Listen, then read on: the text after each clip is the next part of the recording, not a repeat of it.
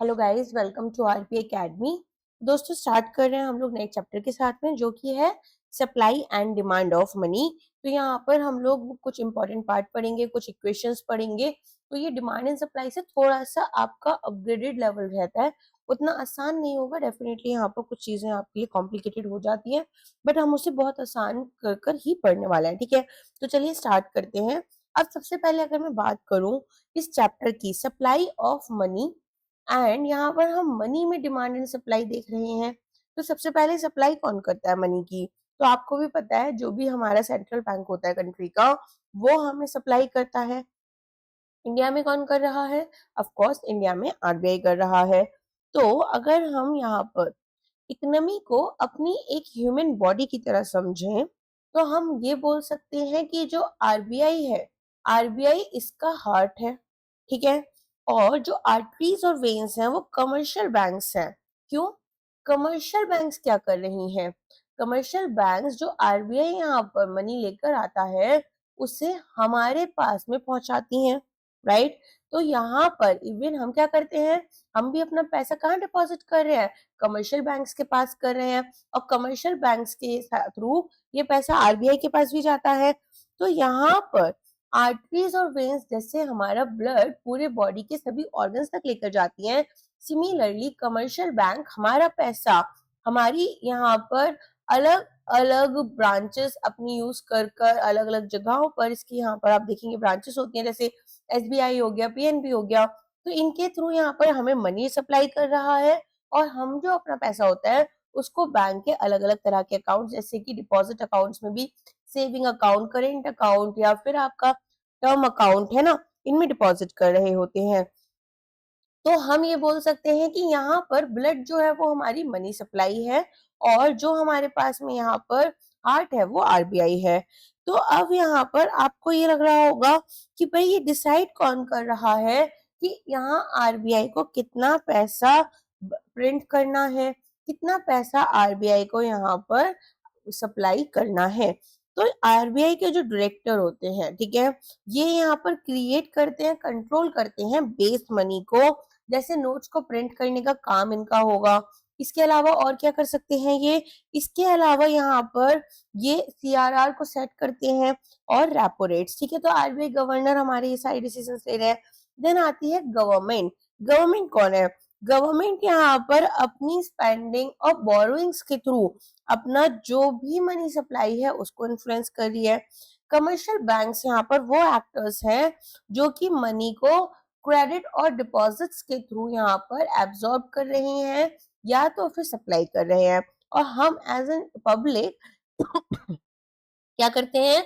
इस पैसे को खर्च करते हैं, और यहाँ पर इसकी कितनी डिमांड होगी मनी की, वो हम डिसाइड कर रहे होते हैं। ठीक है, तो इस तरीके से हमारे पास क्या चलता है? कॉन्सेप्ट चलता है मनी का, डिमांड एंड सप्लाई का। चलो, अब यहाँ पर मैं इतना बोल सकती हूँ कि जो मनी सप्लाई है वो क्या होगी? वो होगी आपके पास में कितनी करेंसी है ना, ऑल्सो यहाँ पर कितने डिपॉजिट्स हैं। तो अगर यहाँ पर हम अपना वॉलेट समझें, हमारे बैंक का अकाउंट समझें, तो ये दोनों मिलकर क्या बन जाते हैं? ये हमारी खुद की पर्सनल मनी सप्लाई बन गई। और अगर मैं इकोनॉमी की बात करूं, तो इकोनॉमी में मनी सप्लाई क्या है? जो करेंसी पब्लिक के साथ में है, हम पब्लिक है, राइट? और डिमांड डिपॉजिट्स क्या होते हैं? जो हमारे करेंट अकाउंट और सेविंग अकाउंट में डिपॉजिट्स है। क्यों? मेरे सेविंग अकाउंट में 20,000 रुपीज है, मुझे यहाँ पर अभी 5,000 रुपीज चाहिए। मैंने एटीएम से निकाल लिया, यूपीआई से ट्रांजेक्शन कर लिया, बैंक जाकर कैश ले लिया। मैं जब भी मेरी डिमांड होगी तुरंत मेरे को बैंक पैसा देगा। तो ये कहलाता है डिमांड डिपॉजिट्स। ओके, इसके अलावा यहाँ पर और क्या हो सकता है? इसके अलावा यहाँ पर आपके आरबीआई डिपॉजिट्स हो सकते हैं। तो बैंक जो है वो आरबीआई के पास भी डिपॉजिट्स करते हैं। तो ये सब मिलकर हमारी मनी सप्लाई बनाते हैं। ठीक है, अब यहाँ पर एक और कॉन्सेप्ट होता है मनी सप्लाई। यहाँ पर आपके लिए क्या है? एक स्टॉक कॉन्सेप्ट है। क्या है? Stock concept. तो यहाँ पर हम क्या देख रहे हैं? मनी सप्लाई हमारे लिए स्टॉक की तरह और नेशनल इनकम फ्लो की तरह काम कर रही है। जिसमें जैसे यहाँ पर अगर मैं बोलूं कि अगर आपको ये देखना है कि कितनी मनी एग्जिस्ट कर रही है एट वन मोमेंट, तो आप कैसे देखोगे, आप देखोगे कि भाई नेशनल इनकम हमारी कितनी है add to that over that period, जब हमें पता करना है। ओके, तो मनी सप्लाई एक क्रूशियल रोल प्ले करता है कि भाई प्राइस लेवल्स क्या रहेंगे। प्राइस लेवल्स कौन से, जैसे डॉलर आज अगर हमें खरीदना है तो कितने रुपीस में मिलेगा, तो हमें इन्फ्लेशन पता चलता है, प्राइस लेवल्स, है ना, और इंटरेस्ट रेट्स। तो प्रेजेंट चैप्टर में हम क्या समझने वाले हैं कि मनी सप्लाई हमारी इकोनॉमी में किस तरह हो रही है। तो इकोनॉमिक एनालिसिस में हम यहाँ पर क्या देखेंगे कि जो मनी सप्लाई है वो पॉलिसी ऑफ सेंट्रल बैंक्स जो है कंट्री के, वो डिटरमिन करते हैं और गवर्नमेंट डिटरमिन करती है। लेकिन ये यहाँ पर फुल्ली करेक्ट नहीं होगा, क्यों, क्योंकि beside central government and sorry central bank and government, हम भी तो हैं पब्लिक और कमर्शियल बैंक्स जो एक इम्पोर्टेंट रोल प्ले कर रहे हैं। तो वेरियस मेजर्स हमारे मनी सप्लाई के किस चीज पर डिपेंड करेंगे कि बैंक्स के पास कितना डिपॉजिट है, और यहाँ पर दूसरे जो फाइनेंशियल इंस्टीट्यूशंस हैं जैसे एनबीएफसी हो गए, ठीक है। तो यहाँ पर मनी सप्लाई क्या करता है, total quantity of money available to public in an economy, कि भाई कितना पैसा आपके पास अवेलेबल है, ठीक है। याद रखना, एक सिंपल कॉन्सेप्ट समझा रही हूँ आपने, और यहाँ पर कुछ आपके जैसे 10 लोगों ने 1000 रुपीज या फिर 10,000 रुपीज क्या किया, बैंक में डिपॉजिट किया, है ना। अब जब यहाँ पर ये टोटल कितना बन गया, 1 लाख रुपीज बन गया अगर 10 लोगों ने किया। ऐसे में बैंक के पास कोई पर्सन आता है लोन लेने के लिए, तो बैंक क्या करेगी, ये सारा अमाउंट पूल करके इन पर्सन को लोन दे देगी, ठीक है। तो इनके पास में अब क्या है, पैसा है 1 लाख रुपीज, आपके अकाउंट में भी वो एक यहाँ पर 10,000 10 लोगों के में दिखाएगा, और आपके अकाउंट जो लोन अकाउंट है इसमें भी 1 लाख दिखाएगा। तो यहाँ पर मनी सप्लाई सिर्फ कितने रुपीस की हुई है एक्चुअल में, 1 लाख रुपए की, लेकिन वो कितनी दिख रही है हमें यहाँ पर 2 लाख रुपीस। समझ में आ गया। तो इस तरीके से ना हम अभी मनी मल्टीप्लायर का कॉन्सेप्ट पढ़ेंगे, तो ये वाला कॉन्सेप्ट भी ध्यान में रखने का है। तो मनी सप्लाई क्या होगी, total sum of money available in the economy at a point of time. तो ये part of total stock of money है इन सर्कुलेशन, जो कि पब्लिक होल्ड कर रखती है at any given point of time. तो टोटल स्टॉक ऑफ मनी जो सर्कुलेट कर रहा है इकोनॉमी में और पब्लिक के साथ में है, उसी को हम मनी सप्लाई बोलेंगे, ठीक है। अब यहाँ पर सर्कुलेटिंग मनी में अगर हम बात करें, आपका करेंसी आती है, करेंसी एज इन आपके rupees, coins, printed notes, money जो डिपॉजिट अकाउंट्स में है, कासा में है, और अदर लिक्विड फॉर्म्स में हो, एसेट्स में हो सकती है, जैसे चेक्स में हो सकती है, डिमांड ड्राफ्ट में हो सकती है। तो money supply total amount of money, cash, coins, balances in bank accounts, इन सबको लेकर चलेगी जो कि सर्कुलेशन में है। तो concept of money supply and its measurement, तो ये यहाँ पर हमें समझना होगा। अब इसके लिए हम क्या चीजें पढ़ने वाले हैं, इसके लिए हम यहाँ पर पढ़ेंगे M1, M2, M3, M4, ठीक है। अब मैं इसको अलग से एक बार समझा देती हूँ, उसके बाद मैं आपको इसको थियरी से समझाऊंगी, ठीक है। इससे क्या होगा, आपको ये याद रहेगा, क्योंकि ये आप जितने भी एग्जाम्स देने जाओगे ना, आप यूपीएससी का एग्जाम दो, आप आरआरबी का एग्जाम दो, आप यहाँ पर बैंकिंग के एग्जाम्स दो, इस पर से क्वेश्चन बनता ही बनता है, ठीक है। तो इसको बहुत अच्छे से समझेंगे, थोड़ा स्लो हो सकती है वीडियो, हो सकती है थोड़ी बड़ी बन जाए, बट थोड़ा सा आपको पढ़ना है, ठीक है। देखो, अब सबसे पहले ना M1 लेते हैं। M1 क्या है, अब अगर मैं इसको मनी को एक पिज्जा की तरह समझूं, ठीक है, तो मार्गरेटा पिज्जा जो होता है आपको पता है वो कौन सा होता है, सबसे बेसिक चीज पिज्जा होता है ना। तो यहाँ पर M1 जो है वो भी मेरा कौन सा पिज्जा है, मार्गरेटा पिज्जा है, जिसमें कि जो करेंसी पब्लिक के साथ में है, जो डिमांड डिपॉजिट्स में पैसा है, और जो पैसा आरबीआई के पास में है, ठीक है। तो आरबीआई डिपॉजिट्स जो है वो हमारे किस में आते हैं, वो सब हमारे आते हैं M1 में, ठीक है। तो हम यहाँ पर इसको कैसे याद कर सकते हैं, इसको आप याद कर सकते हैं एज कुछ भी याद कर सकते हैं, CDDR कर याद कर सकते हैं।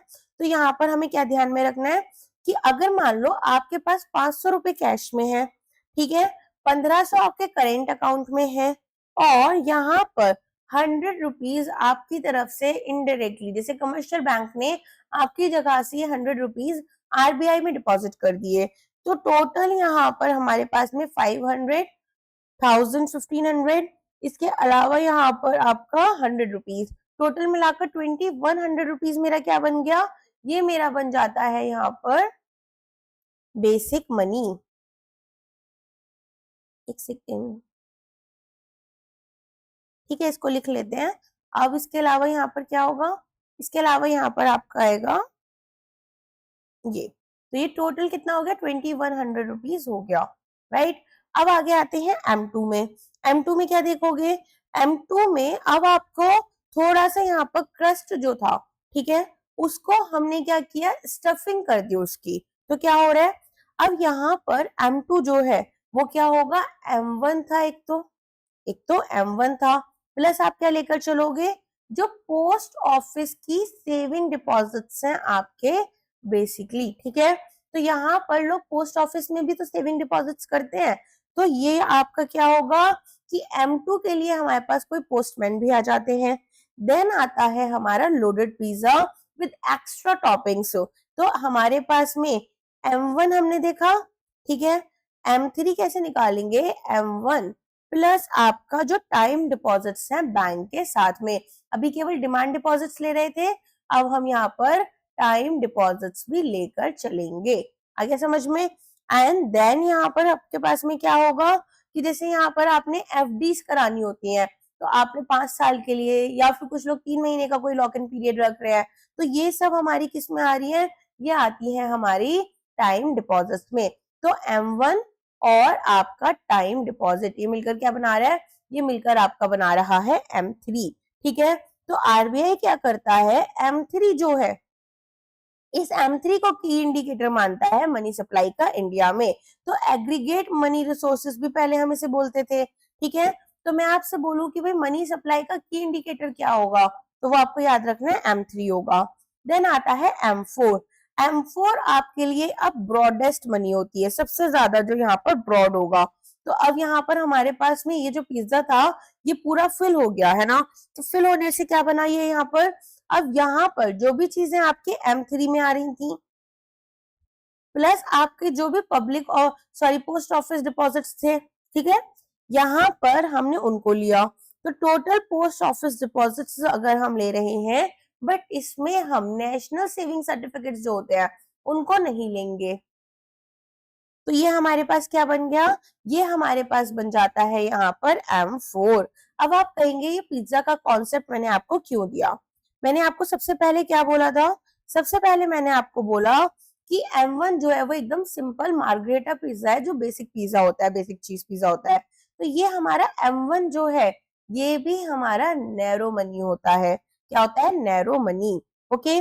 फिर यहाँ पर मैंने बोला कि हमारे पास में हमने स्टफिंग कर दी है हमारे क्रस्ट की, तो ये बन गया आपका ब्रॉड मनी, क्या बना ये, ब्रॉड मनी बन गया, ठीक है। अच्छा, और हमारे पास में ब्रॉडर मनी में आएगा ये M3 जो होगा, सॉरी M2 ब्रॉडर मनी में आएगा, M3 आपका आता है ब्रॉड मनी में। अब क्वेश्चन आपसे यूजुअली जो पूछा जाता है, या तो ब्रॉड मनी पूछा जाता है या तो नैरो मनी। तो M1 आपका क्या है, M1 है आपका नैरो मनी, और M3 आपका क्या है, M3 है आपका ब्रॉड मनी, ठीक है, ये याद रहेगा आपको। अब नेक्स्ट आ जाते हैं M4। तो M4 क्या होगा, इसमें तो सब कुछ आ गया ना, ये फुल्ली लोडेड पिज्जा है, तो ये हमारा बन गया ब्रॉडेस्ट मनी, ठीक है। अच्छा, अब बताओ सबसे ज्यादा लिक्विडिटी हमें कहां पर मिल रही है, तो हमें सबसे ज्यादा लिक्विडिटी मिलती है M4 में, याद रहेगा। अब एक टेबल मैं आपके लिए बना दूं इसकी छोटी सी, ताकि ये रिवाइज भी हो जाए आपके लिए।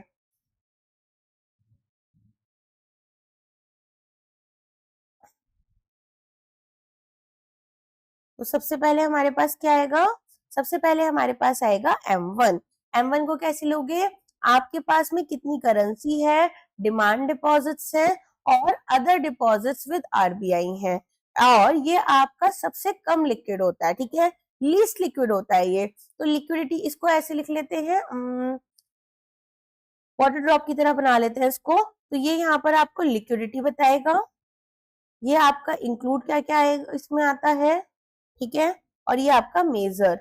एंड M1 को हम क्या बोल रहे थे, नैरो मनी बोल रहे थे। फिर दूसरा आता है M2। M2 में क्या आएगा, आपका M1 क्या है और पोस्ट ऑफिस की सेविंग्स क्या है, तो ये आपकी क्या हो गई, ये आपकी हो गई अगेन सेकंड नंबर पर लिक्विड। फिर आता है M3 जो कि मोस्ट इंपॉर्टेंट और की इंडिकेटर होता है मनी सप्लाई का फॉर आरबीआई। तो ब्रॉड मनी हम यहाँ पर लेकर चलेंगे, तो यहाँ पर भी अगेन M1 आएगा और आपका post office sorry time deposit यहाँ पर आएगा। ठीक है, ये आपका इससे थोड़ा ज्यादा लिक्विड हो जाएगा। और अगर बात करें M4 की, तो M4 यहाँ पर आपका M1 लेकर चलेगा और पोस्ट ऑफिस में टोटल आपके जितने डिपॉजिट्स हैं वो सब लेकर जाएगा एक्सेप्ट यहाँ पर NSCs, और इसी को हम यहाँ पर क्या बोलते हैं, ब्रॉडेस्ट मनी बोलते हैं। ठीक है, और लिक्विडिटी की बात करें तो ये हाईली लिक्विड होता है, सबसे ज्यादा लिक्विड होता है। अब आ जाओ, तो यहाँ पर हम क्या पढ़ रहे थे, हमारा मनी सप्लाई और इसका मेजरमेंट। तो मनी सप्लाई से हमारा क्या मतलब होता है कि टोटल स्टॉक मॉनेटरी मीडिया का exchange available to a society, कि यहाँ पर हमारे पास कितना करेंसी, कैश, ये सब चीजें हैं for use in connection with the economic activity. अब हमें किसी से सामान लेना है, पैसा देना पड़ेगा, कोई हमसे सामान ले रहा है, सर्विस ले रहा है, उसे पैसा देना होता है। तो यहाँ पर स्टैंडर्ड कॉन्सेप्ट होता है मनी सप्लाई का, जिसमें दो एलिमेंट्स आते हैं, एक होता है करेंसी पब्लिक के साथ कितनी है और दूसरा डिमांड डिपॉजिट पब्लिक के साथ कितना है। तो दो चीजें हमें नोट कर कर रखनी है, और ये यहाँ पर हमें मनी सप्लाई के रिगार्ड में ही रखना होता है कि मनी सप्लाई जो है वो क्या है, total sum of money available to the public in the economy at a point of time, कि भाई कितना पैसा यहाँ पर अवेलेबल है पब्लिक के लिए किसी भी एक पर्टिकुलर पॉइंट में, है ना, मैंने बताया था। तो यहाँ पर मनी सप्लाई स्टॉक कॉन्सेप्ट में बिल्कुल कॉन्ट्रास्ट जाएगी। ये क्या होगी, अगर हम बात करें नेशनल इनकम की, तो नेशनल इनकम मेरे लिए क्या थी, मैंने बोला था नेशनल इनकम फ्लो है, और मनी सप्लाई क्या थी, आपकी स्टॉक थी, बताया था ये चीज अभी मैंने आपको। तो ये यहाँ पर क्या कर रहे हैं, अब हमें फ्लो जो है वो बताता है कि कितने गुड्स और सर्विसेज प्रोड्यूस हुए हैं एक यूनिट में टाइम के। यूजुअली हम यहाँ पर जैसे एक साल ले सकते हैं, तो इसी के थ्रू हमें क्या पता चलेगा कि कितनी मनी सप्लाई है। तो मनी सप्लाई किससे रेफर करेगी, जो अमाउंट ऑफ मनी यहाँ पर पब्लिक ने होल्ड कर कर रखा हुआ है। तो पब्लिक की जब हम बात करें तो कौन कौन आएगा, आपका हाउस होल्ड्स आ जाएंगे, फर्म्स आ जाएंगे, और फाइनेंशियल इंस्टीट्यूशंस यहाँ पर जो है, और बैंक, गवर्नमेंट जो है, उसके अलावा जो बाकी इंस्टीट्यूशंस हो गए जैसे कंपनीज वगैरह आपके हो गए, तो यहाँ पर वो सब आ जाते हैं। तो रैशनली क्या लिया जाएगा अब यहाँ पर, कि मनी सप्लाई जो है वो हमारी पब्लिक होल्ड कर कर रख रही है, ताकि प्रोड्यूसर्स जो है मनी के, जो हमारे पास बैंक आरबीआई था, है ना, और गवर्नमेंट था, उनको हम अलग रखें, ताकि who use money to fulfil their various types of demand for money. अब मैंने क्या बोला था कि गवर्नमेंट हमारे लिए प्रोड्यूसर है। क्यों है प्रोड्यूसर, क्योंकि ये अपना हमसे पैसा बोरो भी कर रही है और स्पेंडिंग भी कर रही है। तो यहाँ पर क्या हो रहा है, गवर्नमेंट और बैंक्स जो है वो प्रोड्यूस या क्रिएट कर रहे हैं मनी को for the use by the public, और मनी यहाँ पर इनके थ्रू यहाँ हेल्ड की जा रही है पब्लिक के through, are not use for transaction and speculative purposes, are excluded from the standard measures of money supply. अगर आप ट्रांजेक्शन नहीं कर रहे, मान लो आरबीआई ने प्रिंट किया पैसा, प्रिंट कर कर एक बॉक्स में अपने पास बचाकर रख लिया, किसी ट्रांजेक्शन में यूज हुआ वो पैसा नहीं हुआ, क्या यहाँ पर कोई भी ट्रेडिंग, कुछ भी स्पेक्यूलेशन, कुछ भी किया गया उसके थ्रू, नहीं। जब वो किसी यूज में ही नहीं रखा जा रहा, तो उसको हम अपनी मनी सप्लाई के स्टैंडर्ड मेजर से अलग रखेंगे। आगे इतना समझ में। अब नेक्स्ट आ जाओ, मेजरमेंट ऑफ मनी सप्लाई। तो मैंने कैसे समझाया था आपको, उस चीज को ध्यान में रखते हुए चलना। तो M1 क्या था आपका, नैरो मेजर था मनी सप्लाई का। तो इसमें आपके पास में क्या क्या आ रहा था, currency with the public, demand deposit with the public in banks, और जो अदर डिपॉजिट्स आरबीआई के पास थे। अब करेंसी में हमारे पास पेपर करेंसी जैसे नोट्स होते हैं, 10 का नोट, 20 का नोट, है ना, 50, 100, 500। और कॉइन्स में हमारे पास क्या आ जाएगा, कॉइन्स में हमारे पास जैसे 1 रुपी कॉइन, 2 रुपी कॉइन, 10 रुपी, 20 रुपीज तक के कॉइन आते हैं अब तो करेंसी विद पब्लिक, यहाँ पर आपके पास जो नोट्स है सर्कुलेशन में, जो रुपी कॉइन्स है या फिर स्मॉल कॉइन्स है, और जो कैश रिजर्व्स ऑन हैंड्स है विद ऑल बैंक्स, वो सब हमारा आ जाएगा। ठीक है, हमने जैसे अपने अकाउंट्स में कुछ पैसे वगैरह डिपॉजिट कर दिए। अब यहाँ पर जब हम डिमांड डिपॉजिट विद पब्लिक निकाल रहे हैं या इंटर बैंक डिपॉजिट्स लेकर चल रहे हैं, तो ये जो डिपॉजिट्स हैं held by a bank in other bank are excluded from this measure। देखो होता क्या है, अगर मैं बताऊं आपको, बैंक ऑफ बड़ौदा है, ठीक है, तो वो SBI के साथ में, और यहाँ पर हो सकता है SBI PNB के साथ में। अपने यहाँ पर कुछ कुछ पैसे ना एक दूसरे के पास में डिपॉजिट करते हैं। क्यों? क्योंकि एक दूसरे को लोन्स भी देते हैं जब जरूरत पड़ती है, एंड इसी तरीके से पूरा सर्कुलेशन चल रहा होता है। तो हम क्या देख रहे होते हैं कि यहाँ पर आपके पास में इंटरबैंक डिपॉजिट्स में जो पैसा है उसको हम एक्सक्लूड कर रहे हैं, ठीक है। तो हम डिमांड डिपॉजिट्स में इंटरबैंक डिपॉजिट्स नहीं लेते, याद रहेगी ये लाइन। अब आ जाओ, जो अदर डिपॉजिट्स हैं RBI के, तो उसमें क्या होगा, जो सेंट्रल और स्टेट गवर्नमेंट्स और few other such as RBI employees pension and provident funds, तो इनको हम एक्सक्लूड कर रहे हैं, ठीक है। तो यहाँ पर अगर सेंट्रल गवर्नमेंट ने, स्टेट गवर्नमेंट ने अपना, याद होगा RBI किसका बैंक है, गवर्नमेंट का बैंक है, तो यहाँ पर अगर इन्होंने अपना पैसा डिपॉजिट किया है तो उसको भी हम एक्सक्लूड कर कर चल रहे हैं। लेकिन अदर डिपॉजिट्स ऑफ RBI में क्या क्या आ जाता है, डिपॉजिट्स ऑफ इंस्टीट्यूशंस जैसे UTI ने, IDBI, IFCI, NABARD एक्सेट्रा ने कुछ डिपॉजिट्स किए हैं। फॉरेन सेंट्रल बैंक्स और फॉरेन गवर्नमेंट्स ने अपने कुछ डिमांड डिपॉजिट्स किए हैं। IMF और वर्ल्ड बैंक के कुछ डिमांड डिपॉजिट्स हमारे पास हैं। तो ये सब हमारे किस में आते हैं, ये सब हमारे आ रहे होते हैं अदर डिपॉजिट्स विद RBI में। तो डिमांड डिपॉजिट में आपका करेंट अकाउंट डिपॉजिट्स, कासा जो मैं आपको याद दिलाया था, करेंट अकाउंट और सेविंग अकाउंट, ठीक है। तो यहाँ पर पोर्शन ऑफ सेविंग डिपॉजिट्स ये सब आते हैं, all held by the public, इनको हम कासा डिपॉजिट्स बोलते हैं, और ये चीपेस्ट सोर्स ऑफ फाइनेंस होते हैं कमर्शियल बैंक के लिए। अगर करेंट अकाउंट में देखा जाए तो बैंक कोई भी इंटरेस्ट नहीं देती है, बिजनेस अकाउंट्स होते हैं। सेविंग अकाउंट में भी अगर आप देखोगे तो 2 से 3% के बीच में कुछ इंटरेस्ट पे किया जाता है, 2.25 2.50 कुल इतना ही इंटरेस्ट हमें यहाँ पर पे किया जाता है। तो ये बैंक के लिए क्या होते हैं, इनके यहाँ पर नेट डिमांड डिपॉजिट्स होते हैं, not their total demand deposits that get included in the measure of money supply, ठीक है। ऐसा नहीं है कि यहाँ पर हमारे पास में सिर्फ और सिर्फ हम नेट डिमांड डिपॉजिट्स लेकर चल रहे हैं, ना कि यहाँ पर टोटल वाला।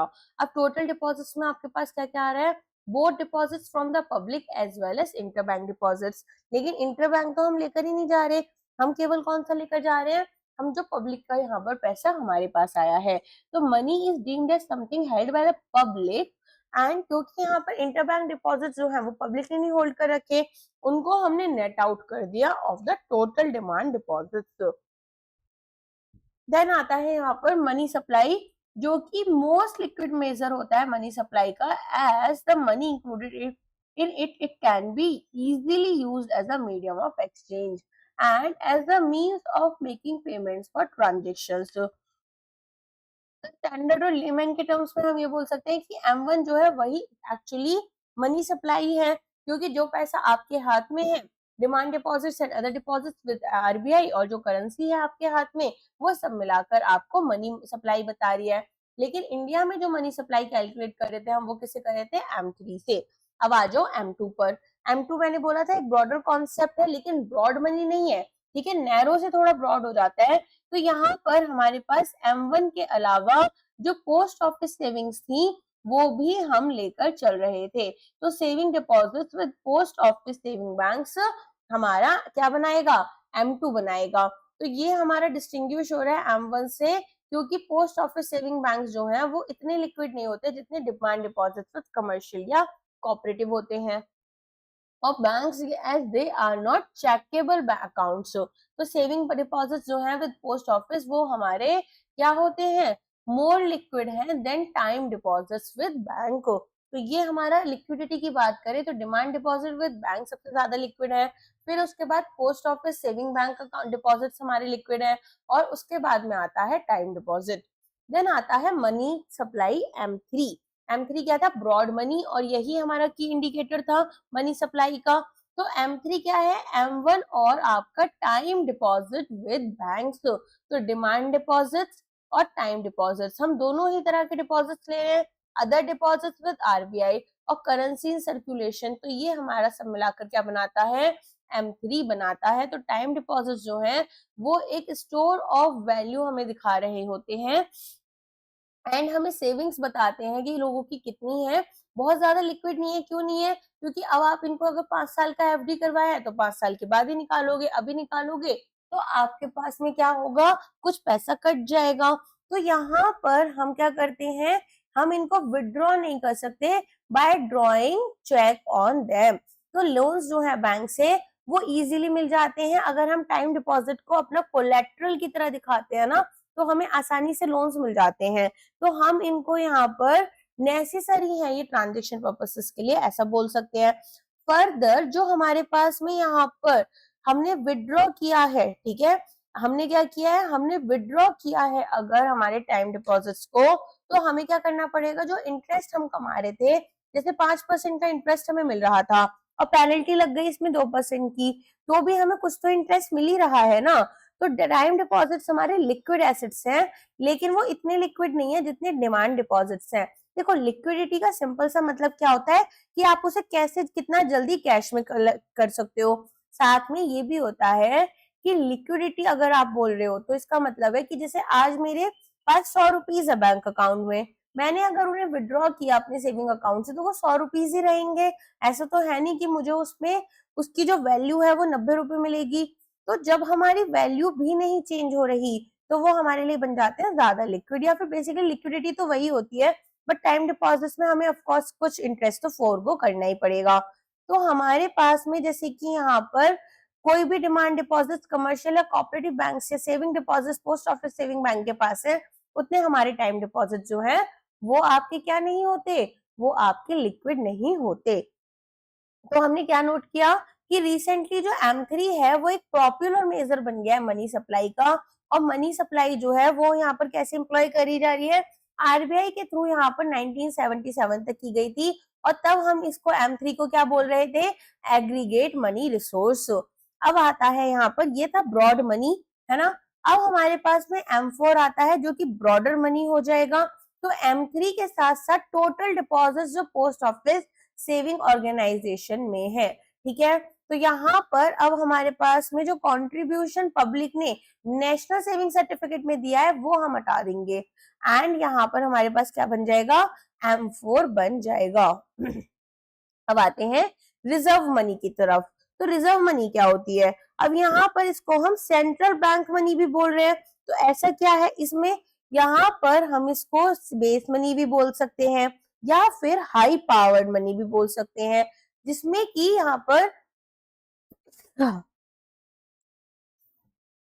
सॉरी, तो यहाँ पर हमारे पास क्या होगा, ये एक क्रिटिकल रोल प्ले करेगा in the determination of the total supply of money, ठीक है। तो यहाँ पर जो टोटल सप्लाई हो रही है मनी की, उसमें एक क्रिटिकल रोल कौन प्ले कर रहा है, हमारा रिजर्व मनी प्ले कर रहा है। तो यहाँ पर आप क्या देखेंगे कि अगर हमारे पास रिजर्व मनी है तो ये बताएगा कि कितनी लिक्विडिटी है और क्या प्राइस लेवल चल रहा है इकोनॉमी में, और इसका मैनेजमेंट बहुत क्रूशियल होता है। क्यों, ताकि हमें लिक्विडिटी, ग्रोथ और प्राइस लेवल जो है इकोनॉमी में उसे हम स्टेबलाइज कर पाए, ठीक है। तो हम ऐसा बोल सकते हैं, इसमें देखो रिजर्व मनी को कैसे समझोगे कि अगर यहाँ पर आरबीआई की अपनी खुद की फैक्ट्री है पैसा प्रिंट करने की, मानते हो, अब ये यहाँ पर हमें रिजर्व मनी देती है जिसको हम एच से डिनोट करेंगे। याद रखना रिजर्व मनी को हम एच से डिनोट कर रहे हैं, ओके। अब ये हाई पार्ट मनी क्यों है, क्योंकि अगर मेरे पास में 1 रुपी है तो from every 1 rupee of base money banks multiple rupees create कर रहे हैं लैंडिंग के लिए। जैसे मैंने आपको एग्जांपल दिया था कि हम सब ने मिलकर क्या किया, हम सब ने मिलकर डिपॉजिट्स किए बैंक में, बैंक ने उस पैसे को लिया और लोन में दे दिया।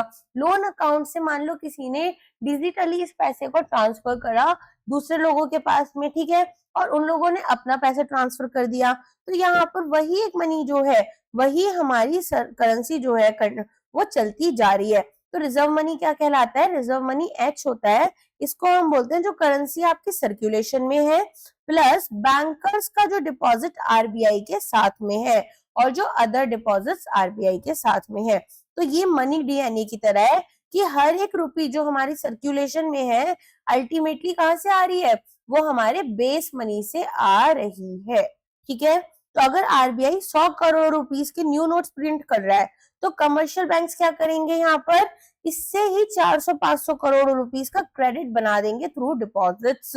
इसीलिए इसे हम हाई पार्ड मनी कह रहे हैं, और या फिर स्मॉल बेस बिग मल्टीप्लायर। तो आरबीआई और गवर्नमेंट जो है वो प्रोड्यूसर्स है रिजर्व मनी के, और कमर्शियल बैंक जो है उनका कोई रोल तो होता नहीं है पैसे प्रिंट करने में। तो reserve money currency in circulation, bankers deposit with RBI और अदर डिपॉजिट विद आरबीआई होता है। करेंसी इन सर्कुलेशन में क्या क्या आएगा, जो नोट्स आपके सर्कुलेशन में है, rupees, coins and small coins. Currency with public, ठीक है। तो यहाँ पर अब हम यहाँ पर क्या करें, डिडक्ट करें cash with bank from total currency in circulation as reported by RBI, ठीक है। तो करेंसी विद पब्लिक जो है वो हम कैसे निकाल रहे थे, जो कैश बैंक के पास था from total currency in circulation, उसको डिडक्ट कर कर। तो सबसे पहले बैंकर्स डिपॉजिट क्या होगा विद रिजर्व बैंक, तो ये यहाँ पर जो बैलेंसेस बैंक ने करेंट अकाउंट में अपने आरबीआई के साथ मेंटेन कर कर रखे हैं, जैसे सीआरआर के लिए कैश रिजर्व रेशियो के लिए 1 पैसा आपको आरबीआई के साथ रखना होता है, तो यहाँ पर हम क्या कर रहे हैं, अपनी एडजस्टमेंट्स क्लियर कराने के लिए भी कुछ पैसा रखते हैं। तो वो सारा का सारा पैसा जो है, जो बैंक का पैसा है आरबीआई के पास में। फिर आते हैं अदर डिपॉजिट्स विद आरबीआई। तो for the purpose of monetary compilation हम क्या करेंगे, जो डिपॉजिट्स है फॉरेन सेंट्रल बैंक से, मल्टीलैटरल इंस्टीट्यूशन से, फाइनेंशियल इंस्टीट्यूशन से, सनड्राई डिपॉजिट से, यहाँ पर हम इन सब का नेट निकालकर क्या कर रहे हैं, इसको अदर डिपॉजिट्स में ले जाएंगे। तो ये मैंने आपको M1 में भी समझाया था कि अदर डिपॉजिट्स विद आरबीआई में क्या क्या आता है। तो मॉनेटरी लिटरेचर में जो मनी है वो हमेशा हम कैसे डिफाइन कर रहे हैं कि नैरो से ब्रॉड मनी की तरफ जा रहे हैं। तो M1 जो है वो हमारा क्या था, करेंसी जो होल्ड की गई थी by public, demand deposit of the bank और other deposits of the RBI. अब रिजर्व मनी जो है H जो था हमारा, वो क्या है, जो करेंसी पब्लिक ने होल्ड की हुई है, जो कैश रिजर्व्स हमारे बैंक के पास है ना, और जो अदर डिपॉजिट्स आरबीआई के हैं। जो कैश रिजर्व बैंक के है, ठीक है, बैंक के पास नहीं है, वो आरबीआई के पास सबमिट किया। तो we find that the difference between M1, अगर मैं यहाँ पर डिफरेंस निकालती हूँ M1 का, किसमें से, रिजर्व में से, तो हमें क्या पता चल रहा है कि यहाँ पर जो M1 है वो डिमांड डिपॉजिट लेकर चलता है, जबकि जो रिजर्व मनी है वो कैश रिजर्व्स ऑफ बैंक लेकर चल रहा है, ठीक है। एकदम शॉर्ट में अगर हम बोले, इनका डिफरेंस निकालें अगर हम, हमारे M1 का और H का, तो कैसे निकालोगे, M1 क्या है, जो मनी हमारी विद पब्लिक है, और रिजर्व मनी क्या है, जो आरबीआई ने पैसा क्रिएट किया है ना। इसके अलावा और क्या होगा, इसके अलावा यहाँ पर डिमांड डिपॉजिट्स आ जाते हैं M1 में, और बैंक का जो कैश रिजर्व है, ठीक है, वो किसके पास जा रहा है, आरबीआई के पास में। और ये यहाँ पर हम किस में यूज कर रहे हैं, पब्लिक अपना पैसा किस में यूज करेगी, ट्रांजेक्शन में, सामान खरीदना बेचना, अलग अलग चीजों में, तो ये हमारे पब्लिक ट्रांजेक्शन में यूज होते हैं। और ये बैंक्स अपने लिए क्या यूज कर रहे हैं, क्रेडिट क्रिएट कर रहे हैं कि दूसरों को लोन वगैरह देंगे, ठीक है। तो बैंक यहाँ पर क्रेडिट के लिए यूज करेंगे। यहाँ पर ये क्या होगा, जिस तरह से ब्लड फ्लो कर रहा है, मनी सप्लाई, और ये यहाँ पर क्या है, ब्लड सेल्स की तरह हो गया, जिसको हमारे हार्ट ने प्रोड्यूस किया है। तो यहाँ पर ब्लड सेल्स क्या कर रहे हैं, मनी सप्लाई प्रोवाइड कर रहे हैं, ब्लड फ्लो करवा रहे हैं, ठीक है। तो यहाँ पर इस तरीके से M1 हमारा और R जो है, या फिर हम इसको H बोलेंगे, ये हमें बताता है, ठीक है। चलो अब आगे देखते हैं। अब आते हैं हम डिटर्मिनेंट ऑफ मनी सप्लाई के ऊपर। अब जैसे इसका नाम बोल रहा है डिटर्मिनेंट्स, तो यहाँ पर हमें क्या पता करना है, अब यहाँ पर हमें ये समझना है कि भाई किस तरीके से हमारे पास में ये जो पैसा है, ठीक है, वो हमें कितना यहाँ पर प्रिंट करना है, कितना यहाँ पर सप्लाई करना है, ये सारी चीजें। तो अब थोड़ा सा ना हम यहाँ पर एक इमेजिनेशन में जाएंगे, थॉट्स में जाएंगे। तो अब आप ऐसा समझो कि आपके पास में आरबीआई की फैक्ट्री है ना। अब आप यहाँ पर जाते हो आरबीआई के फैक्ट्री में, जहां पर पैसा प्रिंट हो रहा है, और आप देखते हो कि 2 बिग लिवर्स हैं जो कि यहाँ पर कंट्रोल कर रहे हैं कि किस तरीके से पैसा जो है वो आपका एग्जिस्ट करेगा इकोनॉमी में। तो हम यहाँ पर 2 लिवर्स लेकर चलेंगे, एक लिवर 1 और एक लेकर चलेंगे लिवर 2, ठीक।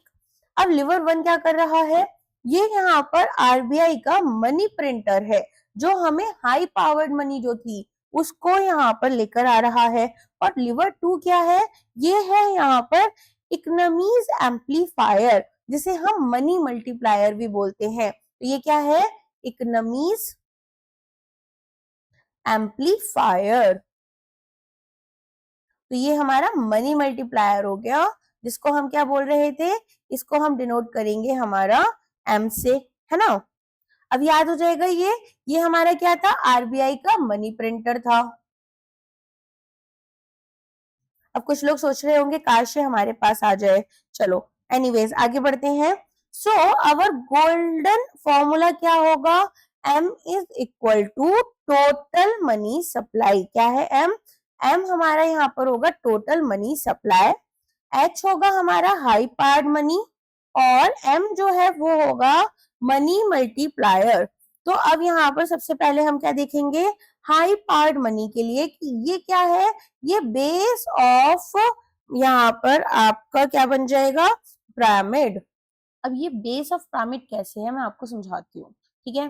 तो देखो सबसे पहले तो ना हमारे पास में बेस ऑफ पिरामिड ये इस तरीके से बनेगा कि ये जो पैसा है इसी से बैंक यहाँ पर अपने लोन्स दे रहे हैं, है ना। इसके अलावा जो बाकी चीजें हैं वो कर रहे हैं, जैसे डिपॉजिट्स क्रेडिट्स जो देते हैं बैंक को। तो अगर हम यहाँ पर ऐसा बोलें कि हमारे पास जो रॉ डो बनकर आया है, ठीक है, हमें मान लो ब्रेड्स बनानी है और हमने यहाँ पर अपना आटा वाटा सब लगा लिया है अच्छे से, एक रॉ डो जो है वो बना लिया। अब इसमें से मुझे क्या करना है, यहाँ पर से इसको बेक कर स्लाइसेस कट करनी है, ठीक है। तो वो जो हमारी अभी स्लाइसेस कट होकर आ रही है वो क्या बनाएंगी, क्रेडिट बनाएंगी, डिपॉजिट्स बनाएंगी और लोन्स बनाएंगी, राइट। तो अब मैं ये बोल सकती हूँ कि जो एच है उसमें हमारे पास क्या क्या आता है, एक तो आता है जो करेंसी पब्लिक के साथ में है और एक जो कैश रिजर्व हमारा यहाँ पर आरबीआई के पास में है बैंक्स का, ठीक है। तो ये आर हो जाता है। तो हम ये बोल सकते हैं कि H is equal to CP plus R, currency with public and R. तो आरबीआई और गवर्नमेंट ही यहाँ पर ये जो हमने डो बनाया है ना, ये जो आटा वगैरह लगाकर हम ब्रेड्स बना रहे हैं, तो ये हमारा आरबीआई और गवर्नमेंट की यहाँ पर शेफ रहेंगी। केवल और केवल कमर्शियल बैंक का रोल क्या है कि ये यहाँ पर इस पैसे को यूज कर रहे हैं और कैसे यूज कर रहे हैं, लैंडिंग कर रहे हैं इसकी, ठीक है। तो अगर हम बात करें, मान लो आरबीआई ने यहाँ पर 100 करोड़ रुपीस प्रिंट किए, तो मैं ये बोल सकती हूँ कि यहाँ पर पब्लिक के पास 80 करोड़ पहुंचा और 20 करोड़ रह गया बैंक के पास। तो ये जो 20 करोड़ बैंक के पास रह गया है इसमें से ही बैंक क्या करेगा, लोन्स वगैरह देगा, है ना। और यहाँ पर डिमांड डिपॉजिट्स क्रिएट करेगा, साथ में यहाँ पर जो मनी सप्लाई है उसको एक्सपेंड कर देगा। तो इसीलिए हम क्या बोलते हैं, इसको हाई पावर्ड मनी बोलते हैं। एक बेस है एच जो है ये हमारा फिर मल्टीप्लाई होता चला जाता है। आगे समझ में। अब आते हैं हम मनी मल्टीप्लायर की तरफ। तो मनी मल्टीप्लायर क्या बताया था मैंने, एम बताया था, स्मॉल एम से हम इसे रिप्रेजेंट करेंगे। इसको बोल सकते हो आप मैजिक एम्पलीफायर। मैजिकली ये यहाँ पर क्या कर रहा है, जैसे हम यहाँ पर एम्पलीफाई कर देते हैं ना किसी भी चीज को, ये पैसे को एम्पलीफाई कर रहा है। तो आरबीआई यहाँ पर एक छोटा सा यहाँ पर बेस मनी दे रहा था, कितने रुपीस का दिया था, जैसे 20 करोड़ का दिया था, ठीक है। और बैंकिंग सिस्टम क्या कर रहे हैं, इसको ह्यूज मनी सप्लाई बना दे रहे हैं। तो मनी मल्टीप्लायर क्या होता है, इसको हम एम से लेते हैं, स्मॉल से।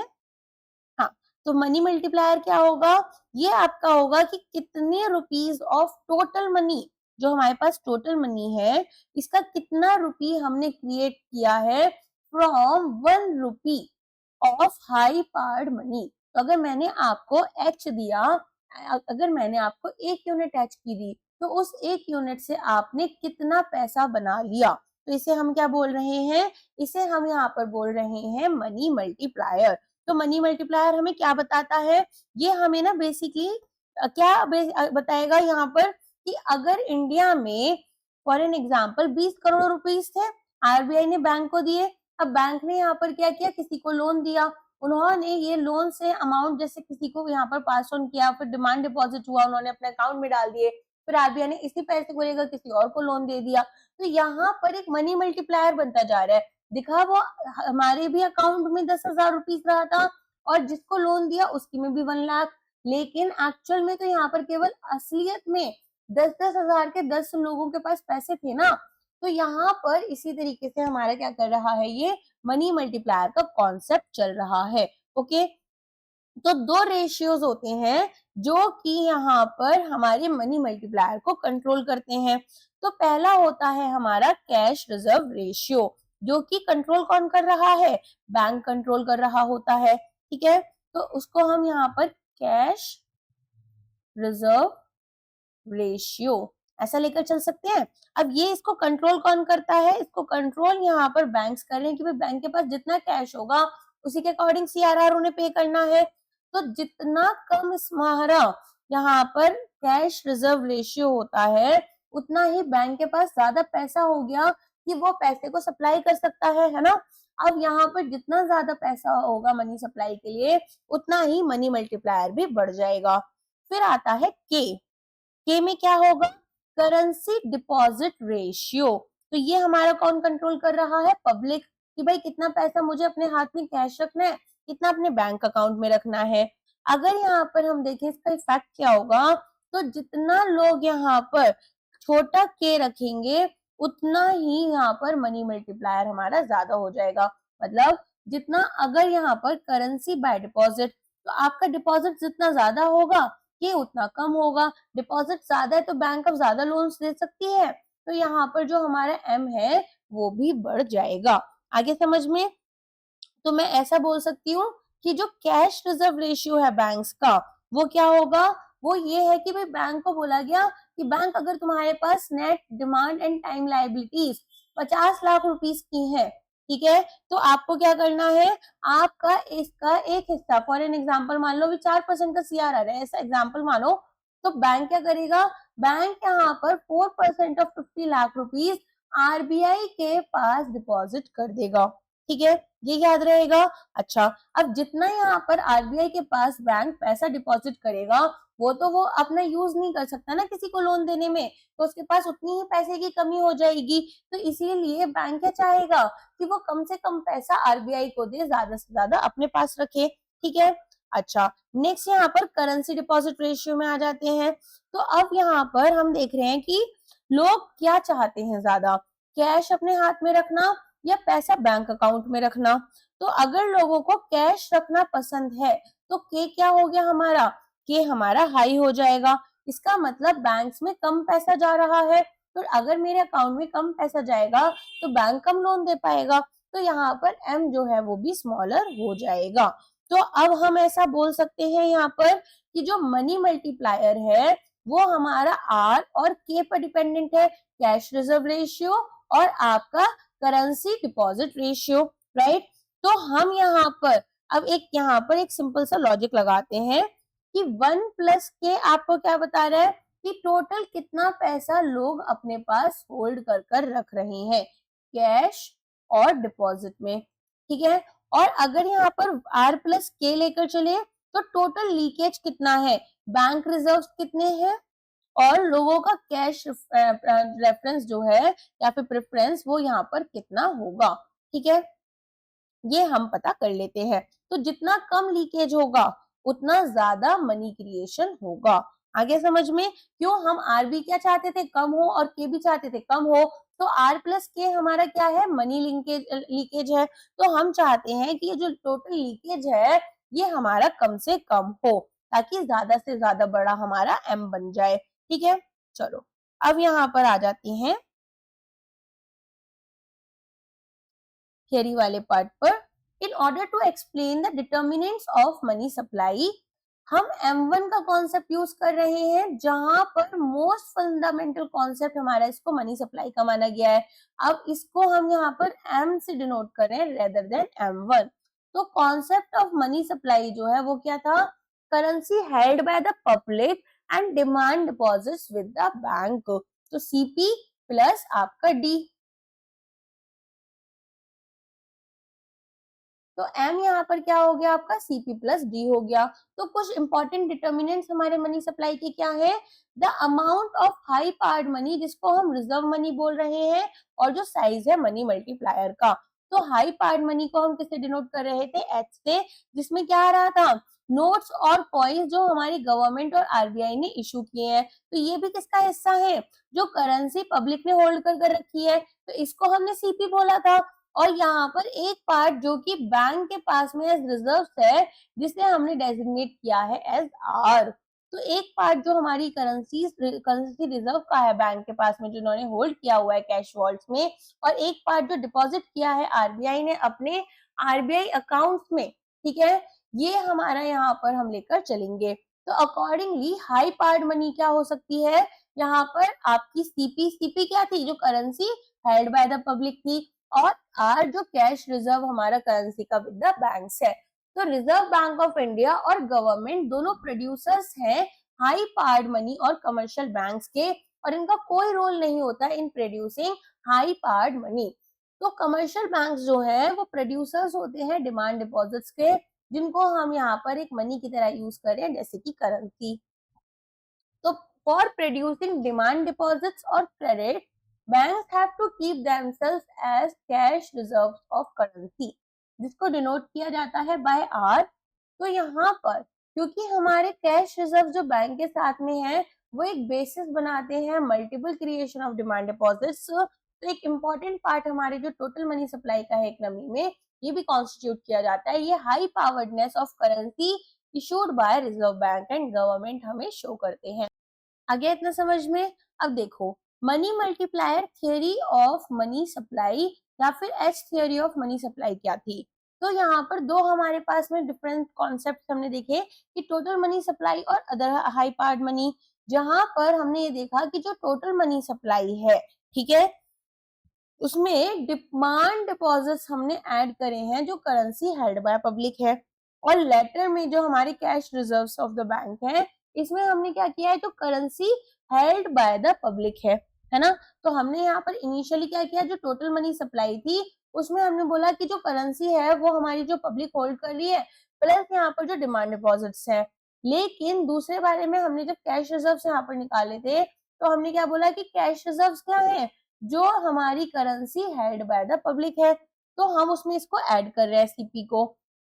तो अगर हम देखें कैश रिजर्व्स क्या है, जो बैंक्स यहाँ पर बेसिकली यूज कर रहे हैं to create a multiple expansion of credit और demand deposits, due to which एक लार्ज एक्सपेंशन हमारे मनी सप्लाई में हो रहा है। तो यहाँ पर theory of determination of money supply किस बेसिस पर आ रही है, कि सप्लाई क्या है और डिमांड क्या है हाई पावर्ड मनी की। तो कुछ इकोनॉमिस्ट इसको H theory of money supply बोलते हैं, और मेजरली इसको money multiplier theory of money supply बोला जाता है, क्योंकि डिटरमिन कर रहा है कि भाई मनी सप्लाई जो है as a certain multiple of high powered money वो कैसे होगी। तो हाई पावर्ड मनी जो है वो किस तरीके से रिलेट कर रही है to the total money supply. अब इसको हम थोड़ा सा ग्राफिकली उसमें देखेंगे। तो देखो यहाँ पर आप देखना, ये क्या है, करेंसी जो हमारे पास में होल्ड की गई है पब्लिक के थ्रू, और ये है हमारे डिमांड डिपॉजिट्स, ठीक है। अच्छा, अब मैंने आपको क्या बोला था कि सीआरआर किससे बनता है, कैश रिजर्व रेशियो किससे बनता है, net demand and time liabilities of bank. तो लाइबिलिटीज तो हम डिपॉजिट्स को ही बोलते हैं ना, जो डिपॉजिट्स बैंक के पास रखे जाते हैं। तो डिमांड डिपॉजिट्स जो हमारे रहेंगे, उसका ही एक हिस्सा हमारे पास बैंक को क्या करना है, अपने पास रिजर्व कर रखना है, ठीक है। तो करेंसी विद पब्लिक और कैश रिजर्व्स, ये हमारे यहाँ पर क्या बना रहे हैं, ये मिलकर हमारे हाई पावर्ड मनी बना रहे हैं, ठीक है। अब आ जाओ, तो यहाँ पर एक सेकेंड, हाँ, तो यहाँ पर हमने देखा कि जो सप्लाई है हाई पावर्ड मनी की, और वो हमारे पास में हमने ऊपर की तरफ देखी थी, और एच जो है यहाँ पर वो हमारा नीचे की तरफ था। तो मनी सप्लाई यहाँ पर था, और हाई पावर्ड मनी का सप्लाई जो था वो हमारा नीचे था। तो जो टॉप ऑफ द फिगर है वो टोटल स्टॉक ऑफ मनी दिखा रहा है, मनी सप्लाई, जिसमें कि total stock of money supply क्या है, multiples of high powered money. ये जो नीचे की तरफ हमारा हाई पावर्ड मनी बन रहा था, यही तो बेस ऑफ द पिरामिड था, है ना।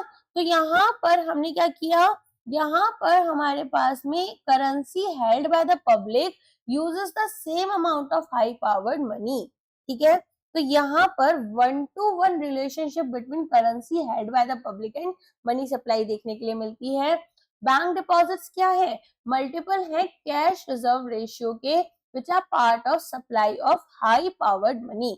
हमने देखा था ना कैश रिजर्व रेशियो क्या था, some percentage of net demand and time liabilities. तो ये वही बात बोल रहे हैं कि आपके पास में जो बैंक डिपॉजिट्स आ रहे हैं ये कैश रिजर्व रेशियो के लिए तो मल्टीपल हुए, और 1 rupee of high powered money जो है अगर वो बैंक के पास में रखी जाती है तो ये हमें much more amount of demand deposits देती है, एंड यही मनी सप्लाई और हाई पावर्ड मनी का रिलेशनशिप है। तो मनी मल्टीप्लायर जिसको हम किसमें डिनोट कर रहे थे, स्मॉल एम से, ये क्या था, ratio of total money supply to the stock of high powered money. ठीक है, तो साइज जो है मनी मल्टीप्लायर का वो किस चीज पर डिपेंड करेगा कि पब्लिक यहाँ पर कितना करेंसी होल्ड करना चाहती है। तो हमने कौन सा रेशियो लिया था इसमें, करेंसी डिपॉजिट रेशियो, है ना, जिसको हमने किससे दिखाया था, डिनोट किया था, के से डिनोट किया था। और banks desired cash ratio to deposits, तो यहाँ पर जिसको हमने आर बोला था, तो which we have seen earlier. अब यहाँ पर ये बोल रहे हैं कि अगर कोई भी इंक्रीज जो हुआ हमारे currency held by the public जो कि पार्ट है हाई पावर्ड मनी का विद डिमांड डिपॉजिट्स, वो अनचेंज रहेगा इन द बिगनिंग, और डायरेक्ट इंक्रीज हमें मनी सप्लाई में देखना पड़ेगा इन द इकोनॉमी, क्योंकि ये पार्ट है हमारे मनी सप्लाई का। ठीक है, तो हमारे पास में अगर थोड़ा सा भी इंक्रीमेंट हमारी करेंसी जो होल्ड की गई है पब्लिक के थ्रू उसमें इंक्रीमेंट आया है तो ये हमारा क्या बन गया, part of high powered money बन गया। एंड यहाँ पर जो डिमांड डिपॉजिट्स हैं ये हमारे अनचेंज रहेंगे बिगनिंग में, और डायरेक्ट इंक्रीज हमें मनी सप्लाई में देखने के लिए मिलता है। ठीक है, चलो, तो लोग क्या कर रहे हैं, ज्यादा यहाँ पर अपने डिपॉजिट्स रखने लग जाते हैं, और यहाँ पर उनके पास जैसे जैसे ज्यादा करेंसी हाथ में आई और करेंसी रिजर्व जो बैंक के पास है वो बढ़ गए, तो इससे जो मनी सप्लाई है वो इमीडिएटली नहीं बदलेगी, लेकिन धीरे धीरे यहाँ पर मल्टीपल क्रिएशन होने लगेगा डिमांड डिपॉजिट्स का पब्लिक का बैंक्स में। और बैंक क्या करेंगे, इस करेंसी रिजर्व्स को यहाँ पर एक हाई पावर्ड मनी की तरह यूज करेंगे और लोन्स देंगे बिजनेसमैन को, और डिमांड डिपॉजिट्स क्रिएट करेंगे। जिनको लोन दिया वो पैसा अपना डिपॉजिट भी कर सकते हैं। They do not affect under the amount of currency और composition of high powered money. तो यहाँ पर ऐसा नहीं है कि एच आपने बदल दिया या फिर मनी का जो कॉम्पोजिशन था वो बदल दिया, यहाँ पर बस एक ही पैसा है, 1 रुपया अगर है तो वो भी आपका सर्क्यूलेट होते जा रहा है। ठीक है, तो amount of high powered money कौन फिक्स कर रहा है, आरबीआई। कैसे, अपने पास्ट एक्शंस के थ्रू। तो यहाँ पर अगर कोई भी चेंजेस हमारे हाई पावर्ड मनी में आ रहे हैं तो वो आरबीआई या फिर गवर्नमेंट ऑफ इंडिया के डिसीजन से आ रहे हैं, जो कि इसको ओन करते हैं या तो फिर कंट्रोल करते हैं। आगे इतना समझ में। अब आते हैं हमारे न्यू कॉन्सेप्ट, न्यू तो नहीं है खैर, लेकिन यहाँ पर हमारे मनी मल्टीप्लायर के ऊपर तो हमने बहुत ज्यादा अटेंशन दे दी अभी रिजर्व मनी को, अब थोड़ा सा प्यार हम मनी मल्टीप्लायर को भी देते हैं। तो मनी मल्टीप्लायर आपके अकॉर्डिंग क्या होगा, ये हमें ये बता रहे हैं कि टोटल मनी सप्लाई जो है वो कितना यहाँ पर बढ़ेगी अगर हाई पावर्ड मनी की 1 यूनिट में हम इंक्रीमेंट कर देते हैं। अगर मैं यहाँ पर 1 यूनिट किसका बढ़ा रही हूँ, एच का बढ़ा रही हूँ, तो मेरा जो यहाँ पर मनी सप्लाई है वो कितना नंबर से बढ़ जाएगा, ये हमें क्या बता रहा है, ये हमें मनी मल्टीप्लायर बताता है। तो हम ऐसा बोल सकते हैं कि जो हमारा मनी सप्लाई है वो क्या है, यहाँ पर आपका reserve money into money multiplier. ठीक है, तो यहाँ पर हमारे पास में करेंसी जो होल्ड की गई थी पब्लिक के थ्रू और आरबीआई, यही हमें क्या बता रहा है, एच बता रहा है। अब तो ये याद हो गया होगा। चलो, तो ये हमारे पास में यहाँ पर m is equal to m upon h, वही सेम बात हो गई कि m into m is equal to m into h, है ना। तो अब आ जाओ, अब हम इसे रीअरेंज कर चुके हैं यहाँ पर। तो एक इक्वेशन ली हमने, मनी सप्लाई जो है वो डिटरमिन कैसे हो रही है, by the size of money multiplier and amount of high powered money.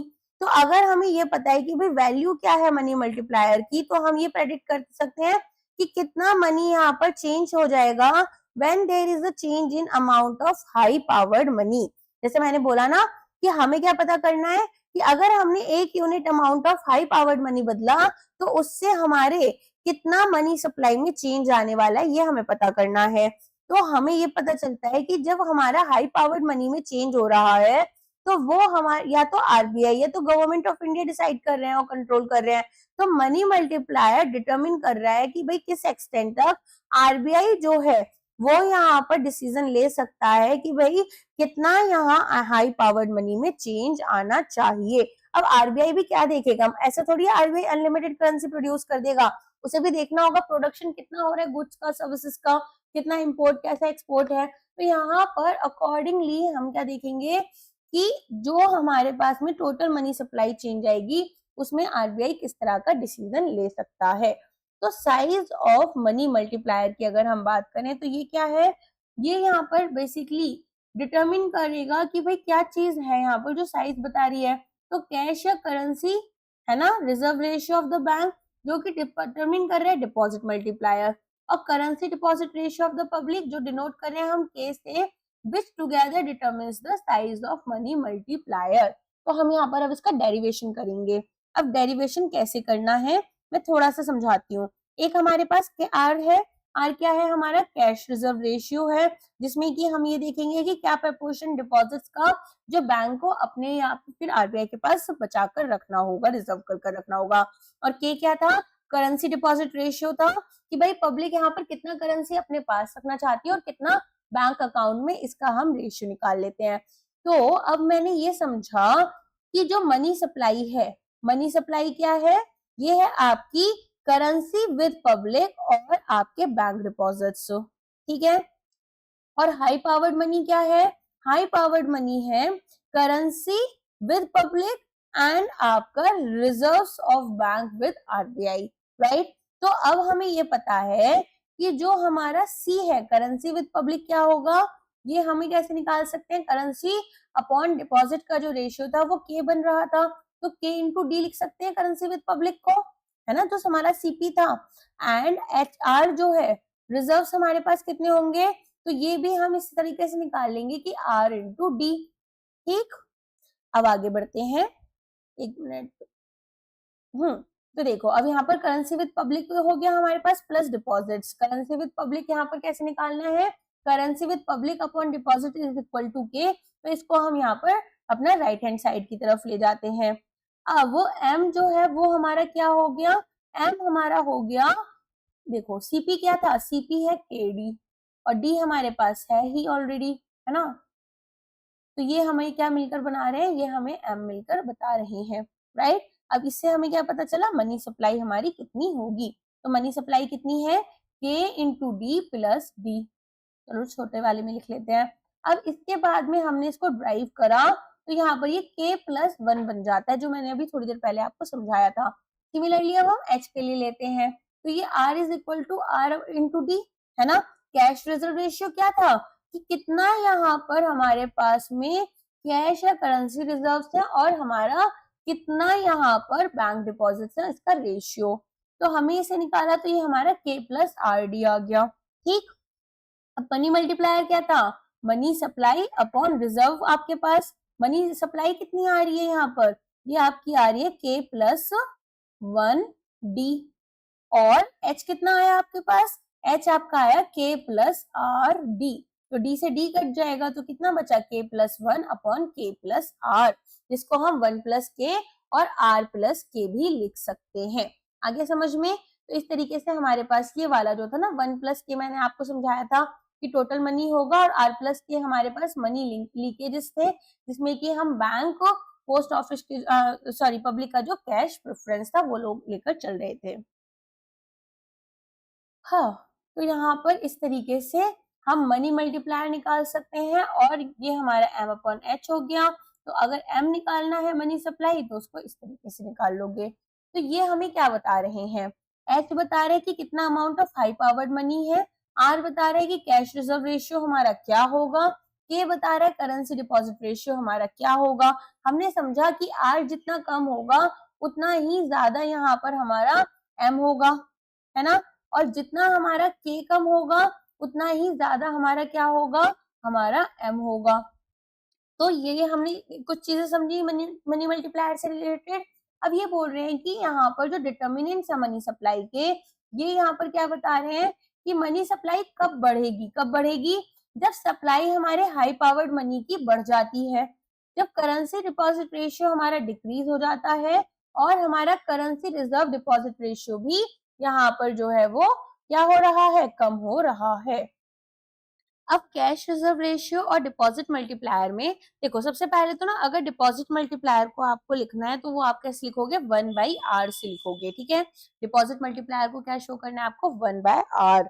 Okay, तो यहाँ पर क्योंकि फ्रैक्शनल रिजर्व सिस्टम है तो अगर इसे स्मॉल इंक्रीज हुआ हमारे कैश रिजर्व्स में, देखो होता क्या है, मैं आपको एक सिंपल बात बताती हूँ। अगर सीआरआर को ना गवर्नमेंट आरबीआई बोल देता है कि चलो ठीक है इस बार 4.5% था, इसको हम 4% कर देते हैं, तो ये जो 0.5 है ना, इससे लाख करोड़ रुपीस तक का डिफरेंस आ जाता है ओवरऑल इकोनॉमी में, ठीक है। तो इसीलिए ना ये बहुत बड़ा नंबर होता है, ये दिखता छोटा है लेकिन होता बहुत बड़ा है। तो ये आपके लिए क्या है, अगर छोटा सा भी इंक्रीज होगा कैश रिजर्व में तो क्या होगा, बैंक अब कम पैसा दे पाएंगे। तो अब बैंक जो है they are able to create a multiple increase in total demand deposits which are important part of money supply. तो रेशियो जो है कि भाई चेंज कितना होगा टोटल डिपॉजिट्स में to change in reserve is called deposit multiplier. क्या change आपका टोटल डिपॉजिट्स में कितना है अपॉन चेंज आपके रिजर्व्स में कितना है, ठीक है। इसी को हम क्या बोल रहे हैं, इसी को हम यहाँ पर अपना डिपॉजिट मल्टीप्लायर बोल रहे हैं, जो कि कैश रिजर्व रेशियो के ऊपर डिपेंडेंट है। तो जो वैल्यू है डिपॉजिट मल्टीप्लायर की वो क्या है, reciprocal of cash reserve ratio, right. चलो अब नेक्स्ट आ जाते हैं, currency deposit ratio and multiplier. तो currency deposit ratio and multiplier में क्या आएगा आपका, यहाँ पर आप देखेंगे कि जो के है, के कैसा होगा, के यहाँ पर आपके पास में रेशियो बन जाता है जो money held by the public थी अपॉन यहाँ पर जो डिपॉजिट्स आपने बैंक में किए हुए थे। तो currency deposit ratio represents a degree of adoption of banking habits by the people, कि लोग यहाँ पर कितना ज्यादा अब बैंकिंग करने लग गए हैं, कितना ज्यादा अपना पैसा वगैरह उसमें रख रहे हैं, तो बैंकिंग हैबिट्स के बारे में पता चल रहा है। जबकि रियल वर्ल्ड में अगर हम बात करें तो अगर रिजर्व्स ऑफ बैंक बढ़ जाते हैं तो डिमांड डिपॉजिट्स और मनी सप्लाई जो है वो इंक्रीज नहीं हो रही full extent of the deposit multiplier. Currency deposit ratio हमें क्या दिखा रहे हैं, ये हमें दिखा रहे हैं कि कितना करेंसी है जो कि पब्लिक ने होल्ड किया है और कितना प्रपोर्शन है यहाँ पर आपके एग्रीगेट डिपॉजिट्स का। तो currency deposit ratio amount of currency that people hold upon aggregate demand deposits, ठीक है। तो यहाँ पर small currency deposit ratio of public, जितना ज्यादा ये कम होगा रेशियो उतना ही ज्यादा मनी मल्टीप्लायर हमारे देखने के लिए मिलेगा। हमने देखा था ना के जो है वो आपका कम होगा तभी मनी मल्टीप्लायर आपका बढ़ेगा, तो यहाँ पर उसकी भी बात की गई है। अब मैंने इसको समराइज कर देती हूँ, ये वाला जो डिमांड फॉर मनी वाला पार्ट है ये हम नेक्स्ट लेक्चर में पढ़ेंगे, बस अभी हम एक बार फटाफट से चीजें समझ लेते हैं। मनी सप्लाई क्या थी, हाई पावर्ड मनी इनटू आपका मनी मल्टीप्लायर। आरबीआई किसे कंट्रोल कर रहा है, एच को कंट्रोल कर रहा है, और जो बैंकिंग बिहेवियर है और जो हमारा पब्लिक हैबिट है ये हमें क्या डिटरमिन करके दे रहा है, एम। क्या देखा था कि लोग कितना ज्यादा बैंकिंग करना चाहते हैं, है ना, तो वो हमें कैसे पता चल रहा था, और हमारे पास में जो बैंकिंग बिहेवियर है, रिजर्व्स हम कितने रख रहे हैं बैंक के पास में, ये हमारे लिए एम जो है वो यहाँ पर निकाल कर देता है और एम हमें डिटरमिन होता है। तो जितना हमारा आर और के कम होते हैं उतने ही एम जो है मनी मल्टीप्लायर वो हमारा बढ़ जाता है, एंड वाई से वर्सा। याद रहेगा इतना, अब आपको आसानी से निकाल सकते हो। अब एक छोटा सा न्यूमेरिकल टाइप क्वेश्चन करा देती हूँ आपको। मान लो यहाँ पर हमारा कैश रिजर्व रेशियो जो है वो 10% है, तो सीआरआर मेरा कितना हो गया, 0.10 हो गया।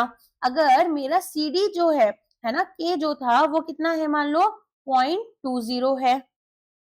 तो मनी मल्टीप्लायर अब निकालना है, तो कैसे निकालोगे मनी मल्टीप्लायर को, तो मनी मल्टीप्लायर हमने क्या देखा था, मनी मल्टीप्लायर का फॉर्मूला याद है आप लोगों को, क्या था, यहाँ से समझाया था ना आपको कि आर प्लस के 1 प्लस के इनका रेशियो जो था, देखो ये वाला, ये जो था, ठीक है। तो इससे हम क्या निकाल लेंगे, इससे हम यहाँ पर निकालेंगे कि कितना हमारे पास में मनी मल्टीप्लायर होगा। तो ये हमारा कितना हो गया, ये हमारा यहाँ पर हो गया 4.0। तो टोटल मनी हमारी कितनी होगी, अगर एच मेरे पास में 1000 करोड़ है तो टोटल मनी सप्लाई क्या था, एच इंटू आपका एम। तो एम कितना आया, एम आया आपका 4, तो 4000 करोड़, मतलब 1000 करोड़ अगर बेस मनी है तो 4000 करोड़ की मनी सप्लाई हो रही है। आ गया समझ में, या जो टोटल मनी है वो होगी हमारी। तो इस तरीके से हम इसको निकाल लेते हैं, बस इतना ही है। अब डिमांड फॉर मनी जो है वो हम नेक्स्ट पार्ट में पढ़ेंगे। अभी के लिए इतना ही है, लेक्चर अदरवाइज बहुत बड़ा हो जाएगा। तो हमारी मुलाकात होगी अब कल। आई होप लेक्चर आपको पसंद आया होगा। अगर पसंद आया तो लाइक करना, वीडियो को शेयर करना अपने दोस्तों के साथ, और चैनल को सब्सक्राइब अगर अभी तक नहीं किया है तो चैनल को सब्सक्राइब करना मत भूलना। Thank you so much.